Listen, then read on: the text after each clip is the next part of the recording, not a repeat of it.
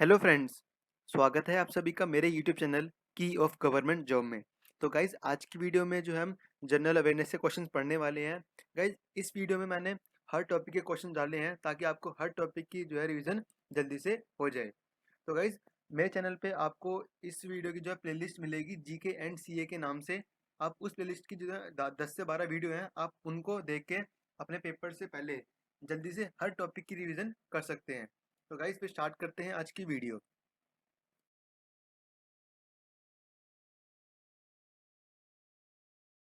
तो गाइज हमारी आज की वीडियो का फर्स्ट क्वेश्चन है, वो है population control and family planning is listed in the dash list given in the seventh schedule in the constitution of India.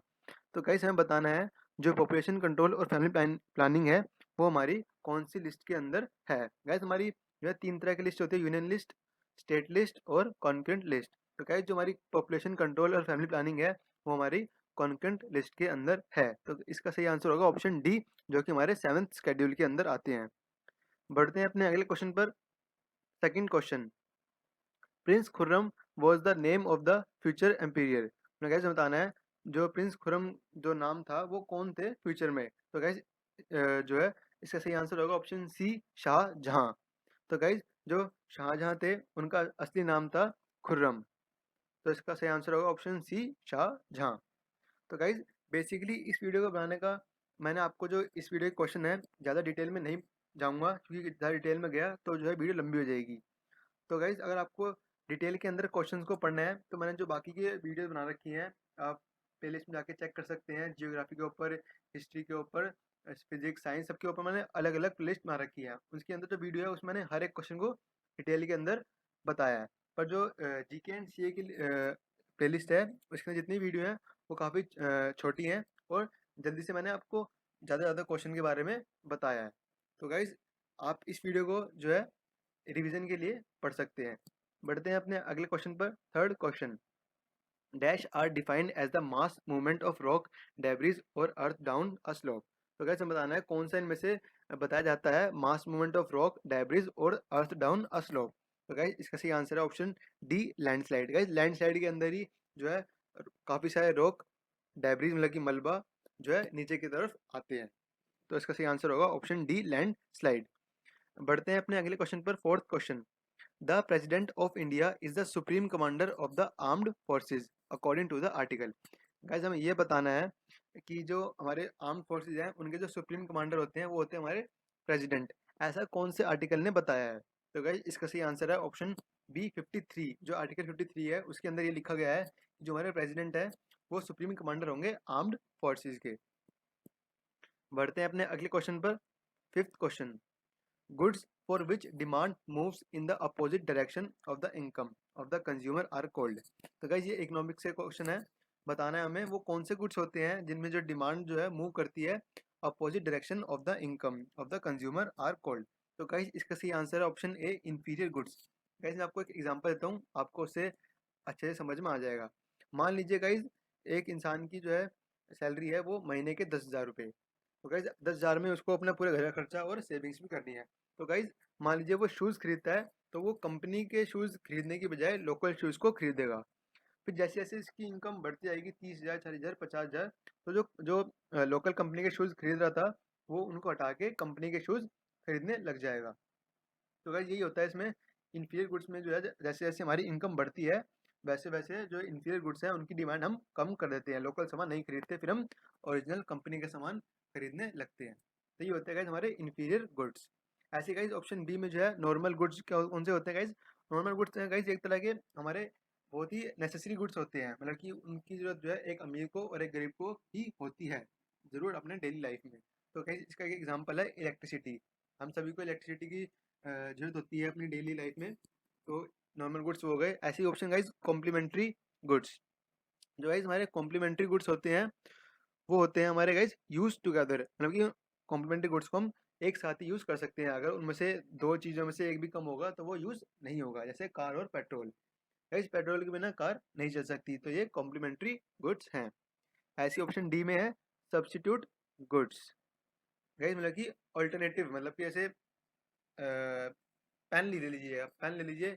मान लीजिए रिनोल्ड्स का पेन जो है 10 का आता है और एकदम से इन्होंने जो है अपना पेन 10 वाला 20 का कर दिया, तो उसका हमारे पास सब्स्टिट्यूट है। और भी कंपनीज के पेन हैं जो 10 में आते हैं, तो हम रेनॉल्ड्स को छोड़ कर किसी और पे चले जाएंगे। ऐसे ही गाइस ये हमारे जो है सब्स्टिट्यूट गुड्स होते हैं। एक सबसे अच्छा एग्जांपल है पेप्सी और कोका कोला का। अगर आपको पेप्सी के प्राइस ज़्यादा लगता है तो आप कोका कोला खरीद लीजिए। ये एक दूसरे के सब्स्टिट्यूट हैं, इसीलिए गाइस इनकी जो है प्राइस जो है वो भी काफ़ी आसपास में रहता है, क्योंकि अगर किसी ने भी अगर प्राइस बढ़ाया तो उसकी डिमांड कम हो जाएगी और लोग जो है दूसरे प्रोडक्ट को खरीदने लगेंगे। तो ये होते हैं हमारे गाइस सब्स्टिट्यूट गुड्स। अब बढ़ते हैं अपने अगले क्वेश्चन पर। Sixth question, which of the following rates is issued when the court find that a particular office holder is not doing legal duty and thereby is infringing on the right of an individual। तो guys हम बता यहाँ से पूछा गया guys question में हम बताना है उस रिट का नाम। यहाँ पे एक स्टेटमेंट दी गई है और हमें बताना है कि ये कौन सा रिट है। तो यहाँ बोला गया है कोर्ट अगर एक पर्टिकुलर ऑफिस होल्डर मतलब कि एक मान लीजिए गवर्नमेंट ऑफिसर है, तो वो अपनी ड्यूटी जो है अच्छे से नहीं कर रहा है, उसकी वजह से क्या हो रहा है गाइज, जो एक इंडिविजुअल का राइट है उसका उल्लंघन हो रहा है। तो गाइज वो बताना है कि ये कौन सा रिट है। तो गाइज इसका ऑप्शन आंसर होगा ऑप्शन बी, मैंडेमस। गाइज हम मैंडेमस का यूज़ करके उस इंसान से अपनी जो उसकी ड्यूटी है वो करने को बोल सकते हैं, कोर्ट उसको बोलेगा। ऐसे एग्जांपल लेते हैं एक और। मैंडेमस का एग्जांपल देता हूँ मैं आपको। मान लीजिए कोई यूनिवर्सिटी है या कोई स्कूल है, वो अपनी पब्लिक ड्यूटी या फिर कोई गवर्नमेंट ऑफिस है, वो अपनी पब्लिक ड्यूटी जो है नहीं कर रहा, तो हम जो है गाइज मैंडेमस का यूज़ करके उसको सुप्रीम कोर्ट से ऑर्डर दिलवा सकते हैं कि आप उसको बोलिए कि वो अपना जो उसकी पब्लिक ड्यूटी है वो करे। तो मैंडेमस होता है गाइज जब यूज। गाइज ऐसी 5 तरह के होते हैं टोटल रिट, जो कि गाइज आते हैं हमारे आर्टिकल 32 के अंदर। और गाइज आर्टिकल 32 को जो हमारा कॉन्स्टिट्यूशन का सोल और हार्ट भी बताया गया है। तो गाइज हमारे 5 रिट्स कौन से होते हैं? हैबेस कॉर्पस, मैंडेमस, प्रोहिबिशन, सर्चुरी और क्वो वारंटो। गाइज प्रोहिबिशन और सर्चुरी को मैंने साथ साथ में से लिखा है क्योंकि ये बिल्कुल एक जैसे ही होते हैं लगभग। अब गाइज अब पढ़ते हैं हेबेस कॉर्पस के बारे में। गाइज हेबेस कॉर्पस में क्या होता है, मान लीजिए किसी इंसान को एक पुलिस ने जो है इनलीगली अरेस्ट कर लिया है, तो गाइज हम जो है उसके घर वाले, उसके दोस्त जो हैं हैबेस कॉर्पस का यूज़ करके उसको छुड़वा सकते हैं। मतलब कि वो हैबेस कॉर्पस यूज़ करेंगे और जो सुप्रीम कोर्ट है वो उनसे क्या नाम है पुलिस से पूछेगा कि आपने किस बेसिस पे इस इंसान को अरेस्ट किया है। अगर वो रीज़न जो है गलत पाया जाता है पुलिस के द्वारा, तो गाइज जो सुप्रीम कोर्ट है वो तुरंत ही ऑर्डर देता है उस इंसान को रिलीज़ करने के लिए। ऐसे गाइज ऑप्शन सी में है हमारा प्रोहिबिशन। गाइज पहले मैं बताता हूँ आपको सर्शियरी के बारे में। गाइज जो सर्शियरी है वो जो है सुप्रीम कोर्ट जो है हाई कोर्ट को ऑर्डर देता है, मतलब कि अपने नीचे वाले कोर्ट को ऑर्डर देता है कि जो आपके रिकॉर्ड्स हैं वो हमें दिखाइए। अगर जब वो सुप्रीम कोर्ट जो है जजेस चेक करते हैं उनके रिकॉर्ड्स, अगर उनके रिकॉर्ड्स में कोई गलती पाई जाती है या फिर किसी ऐसे इंसान को सज़ा दे दी जाती है जो इसको सज़ा नहीं मिलनी थी, तो गाइज उसको जो है सुप्रीम कोर्ट उसको नलीफाई कर देता है, मतलब कि उस ऑर्डर को कैंसिल कर देता है। और फिर जो गलत पर्सन को जो अरेस्ट कर लिया गया था उसको छोड़ दिया जाता है। ये होता है गाइस सर्शियरी में। ऐसी गाइस प्रोहिबिशन में क्या होता है, गाइस जो गाइस सर्शियरी में क्या होता है, सुप्रीम हाई कोर्ट ऑर्डर दे चुका था, उसके बाद हम सर्शियरी को यूज़ कर सकते हैं।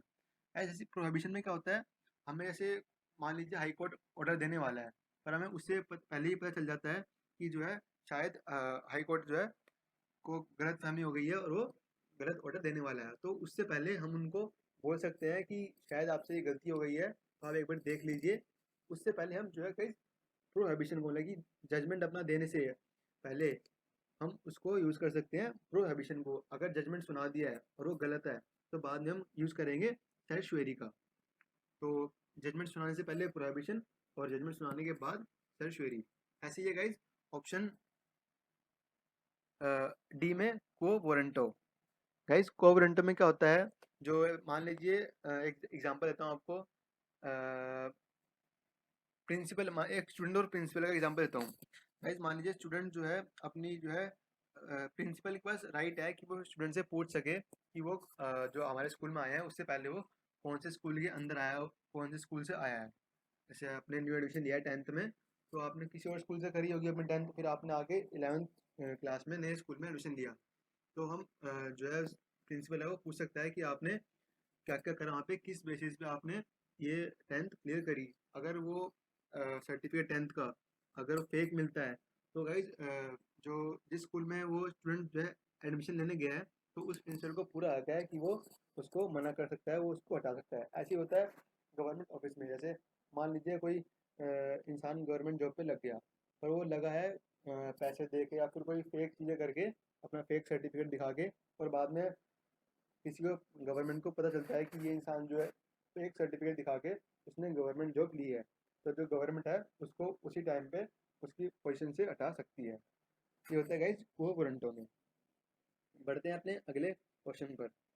Seventh question, according to the categories of land mentioned in the Chola inscription, dash was known as the land donated to Jain institution. Guys ये बताया गया है according to the categories of land, लेकिन चोला इंस्क्रिप्शन है गाइज, ये आपको हिस्ट्री में मिलेगा। चोला इंस्क्रिप्शन, उसके अंदर गाइज जो लैंड है वो land donated to Jain institution, मतलब कि चोला इंस्क्रिप्शन में जो लैंड था, जमीन थी, वो डोनेट की जाती थी जैन इंस्टीट्यूशन को, लेकिन जैन संस्थाएं थी उनको वो लैंड डोनेट की जाती थी चोला इंस्क्रिप्शन के अंदर। तो गाइज उस लैंड जो लैंड डोनेट की जाती थी जैन इंस्टीट्यूशन को, उस लैंड को हम क्या कहते थे? तो गाइज इसका सही आंसर है ऑप्शन डी, पली चचंदम। पली चचंदम जो है उस लैंड को कहा जाता था जो कि डोनेट की जाती थी जैन इंस्टीट्यूशन को चोला इंस्क्रिप्शन के अंदर। बढ़ते हैं अपने आगे क्वेश्चन पर, eight question, who discover electron. तो गाइस इसका सही answer option B, J Thomson ने जो है डिस्कवर करा था इलेक्ट्रॉन को। ऐसे ही रदरफोर्ड ने करा था डिस्कवर प्रोटॉन को, और जेम्स चैडविक ने करा था डिस्कवर न्यूट्रॉन को। तो बढ़ते हैं अपने अगले क्वेश्चन पर, ninth question, in Buddhism lotus and bull are the symbol that indicates the dash of Gautam Buddha. Guys जो आपने बुद्धिज्म में पढ़ा होगा, जो गाइज लोटस और बुल था, एक साइन था उनका, वो सिंबल गाइज क्या इंडिकेट करता है, हमें क्या बताता है गौतम बुद्धा के बारे में? तो गाइज जो लोटस और बुल है वो गौतम बुद्धा के बर्थ की तरफ इंडिकेट करता है। बढ़ते हैं अपने अगले क्वेश्चन पर, acetic acid is the another name of dash. मतलब गाइज एसिटिक एसिड का हमारा दूसरा नाम क्या है? इसका नाम है गाइज विनेगर के नाम से भी जानते हैं हम एसिटिक एसिड को। बढ़ते हैं अपने अगले क्वेश्चन पर, at the time of revolt of 1857 who was the prime minister of Britain. ऐसे हमसे ये पूछा गया है कि जो रिवोल्ट 1857 के टाइम पे ब्रिटेन के प्राइम मिनिस्टर कौन थे? तो गाइस इसका सही आंसर है ऑप्शन ए, जॉर्ज कैनिंग। बढ़ते हैं अपने अगले क्वेश्चन पर, twelfth question, which is the only train which runs between Kolkata and Dhaka. Guys Dhaka जो है बांग्लादेश में एक जगह है और कोलकाता इंडिया में है। तो गाइस हमें बताना है कौन सी एक ऐसी एक सिंगल ट्रेन है जो कोलकाता से लेकर ढाका के बीच में चलती है? तो गाइस इसका सही आंसर है ऑप्शन बी, मैत्री एक्सप्रेस, जो कि 14 अप्रैल 2008 को स्टार्ट की गई थी। ऐसे गाइस एक दूसरी है बंधन एक्सप्रेस, वो गाइज हमारी कोलकाता से लेकर कुलाना तक चलती है, जो कि 9 नवंबर 2017 को स्टार्ट की गई थी। बढ़ते हैं अपने अगले क्वेश्चन पर, 13th question, who is the present RBI governor. Guys हमें बताना है आरबीआई का गवर्नर कौन है प्रेजेंटली। तो गाइज इसका सही आंसर है ऑप्शन बी, शक्तिकांत दास जो है हमारे प्रेजेंट आरबीआई गवर्नर है। ये गाइज हमारे 25th गवर्नर है। ऐसे ही जो ऑप्शन ए में है अजीत पटेल, वो 24 थे, रघुराम जी राजन 23 थे। और ऐसे गाइज जो गवर्नर का टेन्योर होता है, मतलब कि कार्यकाल जो होता है वो होता है 3 साल का, और जो सैलरी होती है वो होती है 2,50,000। यहाँ पे 50 आएगा, 2,50,000 होती है जज गवर्नर की सैलरी। और गाइज जो आरबीआई हमारा रिजर्व बैंक ऑफ इंडिया, वो फाउंड हुआ था 1 अप्रैल 1935 को। बढ़ते हैं अपने अगले क्वेश्चन पर, 14th question, from which of the following is the GDP of the country not derived from. हमें क्या बताना है जो हमारी जीडीपी है वो कौन से जो ऑप्शन दे रखे हैं किससे हम डेराइव नहीं कर सकते, किससे हम प्राप्त नहीं कर सकते? तो गाइस इसका सही आंसर है ऑप्शन सी, इंटरनेशनल सेक्टर से हम अपनी जीडीपी जो है नहीं डेराइव्ड कर सकते। बढ़ते हैं अपने अगले क्वेश्चन पर, 15th क्वेश्चन। तो गाइस हमारा 15th क्वेश्चन है, dash means that the president of India can refer any matter that is of public importance और that involves interpretation of constitution to supreme court for advice. हमसे guys ये पूछा गया है कौन सा जो है डैश हमला की डैश, इसको सिर्फ ऐसे गाइस मैं आपको पहले आंसर बताता हूँ। इसका आंसर है ऑप्शन डी, एडवाइजरी ज्यूरिसडिक्शन।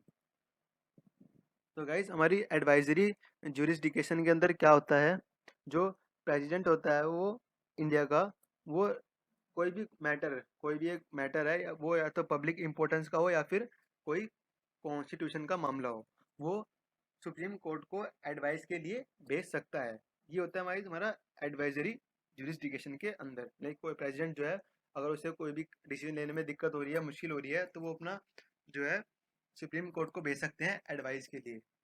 ये होता है गाइस हमारा एडवाइजरी ज्यूरिसडिक्शन। ऐसे गाइस ऑप्शन सी में है appellate jurisdiction. Guys appellate jurisdiction में क्या होता है, जो सुप्रीम कोर्ट है वो हाई कोर्ट का डिसीजन बदल सकता है। अगर हाई कोर्ट ने कोई गलत डिसीजन दिया है तो जो सुप्रीम कोर्ट है उसके पास पावर है हाई कोर्ट का डिसीजन बदलने के लिए। तो वो होता है गाइस हमारा एपिलेट ज्यूरिसडिक्शन के अंदर। बढ़ते हैं अपने अगले क्वेश्चन पर। Dash is not a storage device. तो कैसे हमें बताना है कि इनमें से कौन सा एक स्टोरेज डिवाइस नहीं है। तो गाइस इसका सही आंसर है लिनक्स। गाइस जो बाकी सारे हैं आईबोर्ड, पेन ड्राइव, फ्लैश डिस्क, ये सारे हमारे स्टोरेज डिवाइस हैं। और जो लिनक्स है आई थिंक ये एक सॉफ्टवेयर है, तो ये हमारा स्टोरेज डिवाइस नहीं है। बढ़ते हैं अगले क्वेश्चन पर। Seventh question, where is the southern Alps mountain range located. Guys हमें बताना है जो साउथर्न एल्प्स माउंटेन रेंज है वो कहाँ पर लोकेटेड है। तो इसका सही आंसर है न्यूजीलैंड। तो गाइस जो साउथर्न एल्प्स माउंटेन रेंज है उसका जो पीक पॉइंट है, मतलब कि जो वो माउंटेन है उसके ऊपर सबसे ऊंचा पहाड़ है, उसको क्या कहते हैं गाइस, अरोआकी या फिर माउंट कुक। ये शायद क्वेश्चन आ जाए। ये तो काफ़ी बेसिक क्वेश्चन हो गया कि कहाँ पे स्थित है, वो है न्यूजीलैंड में। और अगर आपसे ये पूछ ले साउथर्न एल्प्स माउंटेन रेंज का सबसे पीक पॉइंट, सबसे ऊंची जगह कौन सी है, तो उसको गाइस माउंट कुक कहते हैं या फिर अरोकी। बढ़ते हैं अपने अगले क्वेश्चन पर। 18th question, by what name is the combined water stream of Ganga and Brahmaputra known. हम गाइस बताना है जो गंगा और ब्रह्मपुत्र की जो कंबाइंड धारा है पानी की, उसको हम किस नाम से जानते हैं। तो गाइस इसका सही आंसर है ऑप्शन ए, पद्मा के नाम से हम जानते हैं गंगा और ब्रह्मपुत्र की धारा को। बढ़ते हैं अगले क्वेश्चन पर। 19th question, along with right to life in article 21 of India Constitution, Indian Constitution, it also includes, हमें गाइस बताना है आर्टिकल 21 के अंदर बताया गया राइट टू लाइफ के बारे में। तो गाइस वो और भी क्या क्या चीज़ें इंक्लूड करता है आर्टिकल 21। तो गाइस आर्टिकल 21 जो है ऑप्शन सी डी आंसर है इसका, ऑल ऑफ दीज, मतलब कि राइट टू हेल्थ भी इंक्लूड है उसके अंदर, राइट टू फूड भी है और राइट टू वाटर भी है।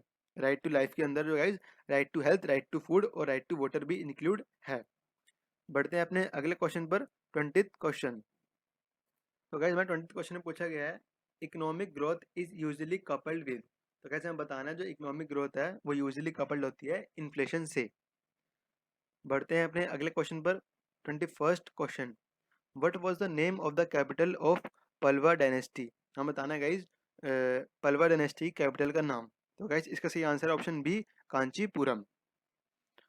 अगला क्वेश्चन हमारा इसमें 22nd question, which of the following sultan of Delhi Sultanate imposed the jizya tax even on Brahmins. Guys हम बताना है कि कौन से दिल्ली सुल्तनत के सुल्तान ने जो है जजिया टैक्स दिया लगाया था ब्राह्मण्स पर। तो गाइस इसका सही आंसर है ऑप्शन सी, फिरोज शाह तुगलक ने लगाया था जजिया टैक्स ब्राह्मण्स के ऊपर। और गाइस इसको रिमूव किसने करा था, इसको गाइस जजिया टैक्स को रिमूव करा था अकबर ने। बढ़ते हैं अपने अगले क्वेश्चन पर। 23rd question, who is the winner of Australian open 2019। तो गाइज हमें बताना है कि कौन जो है ऑस्ट्रेलियन ओपन का विनर था 2019 का। गाइज ऑस्ट्रेलियन ओपन मतलब कि यहाँ पे टेनिस की बात करी जा रही है, ये स्पोर्ट्स से क्वेश्चन आ गया है। तो गाइज इसके सही आंसर है ऑप्शन ए, नाओमी ओसाका जो है वुमेन्स में थी और नोवाक जोकोविच जो थे वो मेंस में थे ऑस्ट्रेलियन ओपन के 2019 के विनर। ऐसे गाइज जो ऑस्ट्रेलियन ओपन 2021 हुआ है उसके अंदर भी यही दोनों विनर हैं, वुमेंस में नाओमी ओसाका और मेंस में नोवाक जोकोविच। गाइस जो हमारा ऑस्ट्रेलियन ओपन है वो हार्ड कोर्ट पे खेला जाता है। बढ़ते हैं अपने अगले क्वेश्चन पर। 24th question, which one of the following is the last layer of atmosphere that absorb the harmful rays from the sun. Guys हमें ये बताना है कौन सी जो है हमारे एटमॉस्फेयर की लास्ट लेयर है जो एब्जॉर्ब करती है हार्मफुल रेज जो कि सन से आती है। तो गाइस हमारे एटमॉस्फेयर जो है 5 तरह की टोटल जो है लेयर्स हैं। तो गाइस जो हमारी फिफ्थ लेयर है मतलब कि लास्ट लेयर जो है उसका नाम है एग्जोस्फेयर, मतलब कि ऑप्शन डी इसका सही राइट आंसर है। गाइस जो हमारी एग्जोस्फेयर है ये जो है सन से जो हार्मफुल रेज आती है ये उनको एब्जॉर्ब करती है अर्थ तक और हमारे ऊपर नहीं आने देती। गाइज जो ये 5 लेयर है ये एक एटमॉस्फेयर का काफ़ी इंपॉर्टेंट टॉपिक है।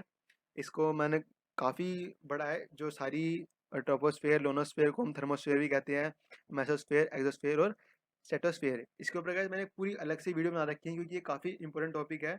आप जाएंगे प्लेलिस्ट में, जियोग्राफी की प्लेलिस्ट में आपको मिलेगा एटमॉस्फेरिक कंपोजिशन। उसके अंदर मैंने गाइज इन पूरी पाँचों लेयर को काफ़ी डिटेल के अंदर बताया हुआ है। फिर गाइज काफ़ी चांसेस है एटमॉस्फेरिक कंपोजिशन में से क्वेश्चन आने के। तो गाइज आप वहाँ से जाके जो है पांचों लेयर को डिटेल में पढ़ सकते हैं। बढ़ते हैं गाइज हमारे वीडियो के लास्ट क्वेश्चन पर, 25th क्वेश्चन। और गाइज उसके बाद आपको क्वेश्चन ऑफ द वीडियो देखना है और उसका आंसर देना है कमेंट बॉक्स में। तो गाइज हमारा 25th क्वेश्चन है, recently who has been appointed as a managing director of Twitter. Guys हमें बताना है कौन इनमें से जो है मैनेजिंग डायरेक्टर ऑफ ट्विटर चुना गया है। तो गाइज इसका सही आंसर है option C, Manish Maheshwari. Guys जब बढ़ते हैं हमारे वीडियो के लास्ट क्वेश्चन और सबसे important question, question of the video में। तो guys question of the video का जो है आंसर आप मुझे देंगे कमेंट बॉक्स में। तो guys question of the video है, during Mughal time which department known Diwan i Kohi. तो गाइस आपको बताना है मुगल टाइम पे कौन से डिपार्टमेंट को जो है दीवान आए कोही के नाम से जाना जाता था। तो गाइस आपको इसका आंसर मुझे कमेंट बॉक्स में देना है। जो भी आंसर सबसे पहले देगा मैं उसका जो है कमेंट जो है पिन करूंगा। अगर आपको वीडियो से कोई रिलेटेड कोई डाउट हो वो भी आप कमेंट बॉक्स में लिख सकते हैं। मैं पूरी कोशिश करूंगा जल्दी से जल्दी आंसर देने का। तो गाइज आज की वीडियो में इतना ही। अब मिलेंगे अगली वीडियो में। Till then keep watching and keep studying.